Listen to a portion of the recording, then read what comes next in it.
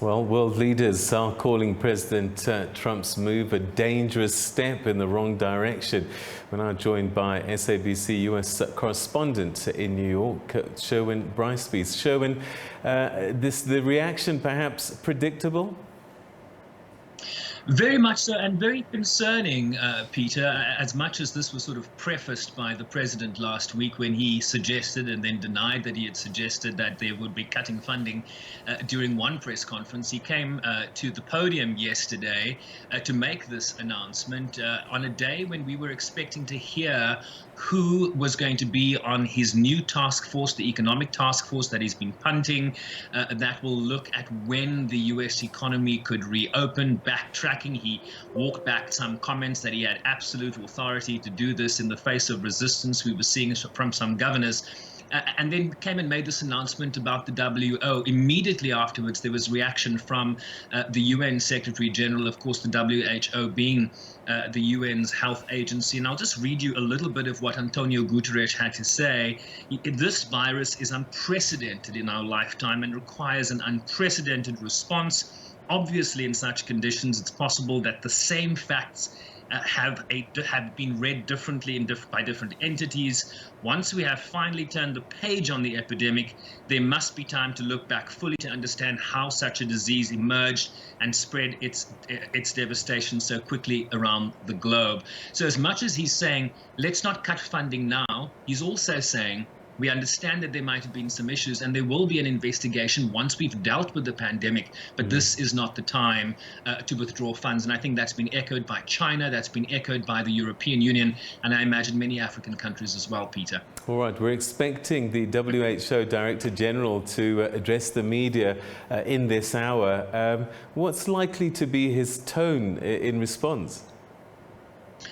Well, his tone was quite aggrieved, I would imagine, is probably the right word. The last time he came out, once this was sort of put forward, was promulgated by the Trump administration that they might or might not withdraw funds. And his call was that this should not be political. Republican parties, Democratic parties, whatever political party or persuasion you're from, that this was not an issue to politicize.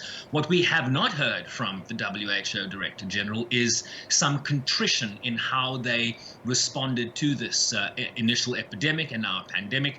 We all know that there were some mistakes. They talked about China's transparency. We know from credible reporting that China was not fully transparent at the initial stages of the outbreak in Wuhan. We also know that many countries have shuttered their borders, Peter, including South Africa, not based on WHO advisories. I just went to their website a short time ago, and they still have an advisory that they do not recommend that borders be closed, that travel be restricted, and trade be restricted from COVID-19 countries. But of course, many countries have ignored that advice. And so this is also one of the central issues that the Trump administration is raising now, is that the advice we received, the delays in pronouncing on it being a public health emergency of international concern, they're equivocating around whether this was a pandemic or not once it had crossed multiple borders around the world, really does speak to the need for, as the Secretary General called, an investigation at some point, maybe not now, but maybe we might hear some contrition from the WHO.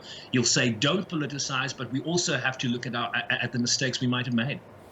President Trump, though his voice is being heard on an international stage, I guess he's really speaking to a domestic audience. A domestic audience that certainly tunes into those press conferences daily in their numbers. And I'll tell you, while he was speaking yesterday, Peter, announcing the reasons why the U.S. would withhold funds from the WHO, almost about $500 million a year for, during the sort of national 60 to 90 day investigation. Nancy Pelosi, the Speaker of the House, also released a letter that she had sent to her Democratic caucus in the House of Representatives, and she talks about the need to succeed in this crisis. We must insist on truth. We must act upon it. She says that the truth is that Donald Trump dismantled the infrastructure handed to him, which was meant to plan for and overcome a pandemic. The truth is that in January, Donald Trump was warned about the pandemic, ignored those warnings, took insufficient action, and caused unnecessary death and disaster. The truth is that Donald Trump told his most loyal supporters that this pandemic was a hoax. The truth is that we do not have proper testing available. And she goes on about the truth is this and the truth is that. And so very much a counterpoint as this now becomes a domestic issue. You'll understand, Peter, that there has been a great deal of analysis of how the Trump administration responded to this pandemic, despite getting big warnings from their intelligence agencies, from his trade advisor in the White House that warned in late January that millions of Americans would be affected and that trillions of dollars would be lost to the U.S. economy. So there is going to be both an investigation of the WHO and I imagine some congressional investigations based on what we're seeing now from Nancy Pelosi as to how the administration responded here. All right. Perhaps in conclusion, what is the situation in terms of infections? And New York remains the epicenter in the U.S.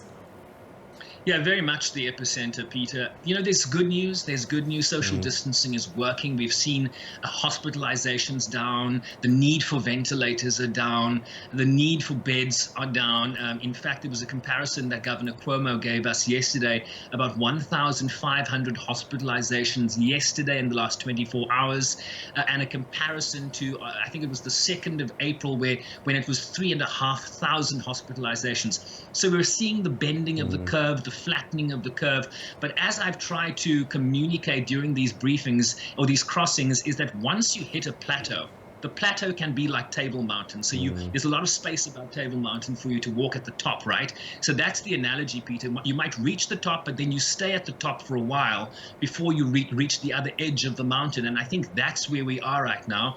You saw that figure, 2,407 daily deaths yesterday, the highest number of daily losses that we've experienced here. We're at about 26,000 dead, 600,000 cases. So as much as you're seeing a flattening, you're hearing from officials, this is not the time to relax the situation. In fact, all this talk from the White House that they want to open the economy by the 1st of May, this was shot down by Dr. Fauci, the infectious diseases expert that sits on the White House coronavirus task force. He said that was overly optimistic. So this is going to go to what the situation on the ground, what governors and mayors decide, and not so much what the federal government wants to see in terms of reopening this economy in May. All right, Sherwin, we'll leave it there. Thanks very much indeed.